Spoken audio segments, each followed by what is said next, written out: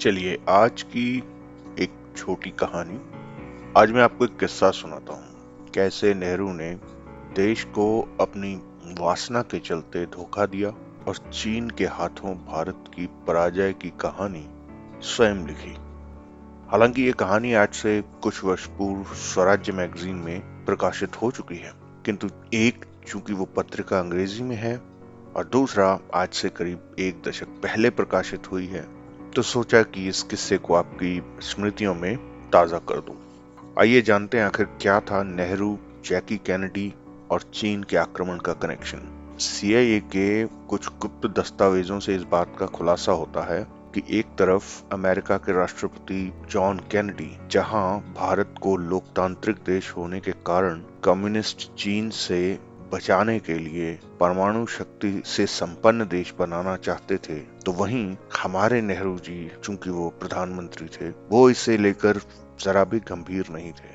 1961 में जब वो अमेरिका गए, उनके साथ उनकी बेटी इंदिरा, जो बाद में प्रधानमंत्री बनी देश की, और अपने एक भाई जिन्हें वहां वो भारत का राजदूत नियुक्त करने गए थे, श्री ब्रिज कुमार, उन्हें अपने साथ ले गए। दोस्तों, ये कहानी एक अंग्रेजी राइटर है ब्रूस रिडल, उनकी किताब में इस किस्से का वर्णन है। अमेरिका के जो राजदूत थे मिस्टर गिलबर्ट, वो चूंकि कैनेडी और नेहरू की मीटिंग थी उसमें वो मौजूद रहे, तो उन्होंने अपनी डायरी में इस बात का वर्णन किया है कि नेहरू कैनेडी के साथ बातचीत में किसी तरह की कोई इंटरेस्ट नहीं दिखा रहे थे, कोई प्रतिक्रिया व्यक्त नहीं कर रहे थे। हर प्रश्न में वो बस हूँ हाँ कह के या एक दो शब्द बोलते, मुश्किल से कोई एक वाक्य बोलते, और इस बात से अमेरिकी राष्ट्रपति कैनेडी काफी निराश थे।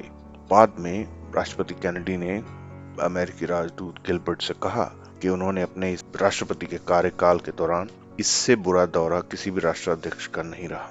उन्होंने यानी राष्ट्रपति कैनेडी ने राजदूत गिलबर्ट से ये कहा कि नेहरू उनकी अपेक्षा यानी राष्ट्रपति कैनेडी की अपेक्षा जैकी कैनेडी की तरफ ज्यादा ध्यान दे रहे थे। अगले वर्ष, ये यूं कहें कि कुछ महीने बाद ही, क्योंकि नेहरू नवंबर 1961 में गए थे और कुछ 3-4 महीने बाद जैकी, जो अमेरिकी राष्ट्रपति की पत्नी थी, वो भारत दौरे में आई। तो ऐसा कहा जाता है कि नेहरू जी पहले ही उनके प्यार में पड़ चुके थे, मतलब वो 70-80 साल का बुढ़ा। नेहरू ने अपने और जैकी की जो तस्वीर थी उसे अपने घर के मेन गेट पर लगवाया हुआ था और उसे देखकर बड़े फीलिंग लिया करते थे। अमेरिकन एम्बेसी ने मिसेस कैनेडी के लिए एक जगह किराए पर ली थी, लेकिन नेहरू जी ने इस बात का दबाव डाला कि वो उनके गेस्ट हाउस में रुकें, और ये वही गेस्ट हाउस था जहां लॉर्ड माउंटबेटन की पत्नी एडविना माउंटबेटन रहा करती थी। जॉन एफ कैनेडी ने सिर्फ एक बार भारत का दौरा किया था, और उस दौरे में भी कैनेडी ने नोट किया था कि नेहरू उनके भाई रॉबर्ट की अपेक्षा या उनकी अपेक्षा उनकी जो पत्नी है उसके तरफ जरा ज्यादा ही ध्यान दे रहे थे।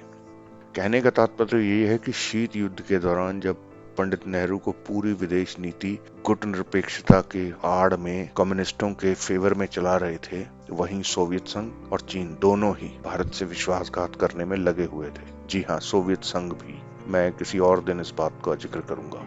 उस वक्त अमेरिका के राष्ट्रपति जॉन एफ कैनेडी ने, हालांकि उनके देश में इस चीज का विरोध हो रहा था, और उनके अपने दोस्त मित्र देश पाकिस्तान को अंधेरे में रखकर उन्होंने भारत को परमाणु शक्ति संपन्न देश बनाने के लिए कोशिश की। लेकिन हमारे पंडित जी ने भारत की सुरक्षा को ताक पर रख दिया और अपने ठरक को पूरा करने के लिए राष्ट्रपति की बहन और उनकी पत्नी में जरा ज्यादा इंटरेस्ट दिखाते रहे।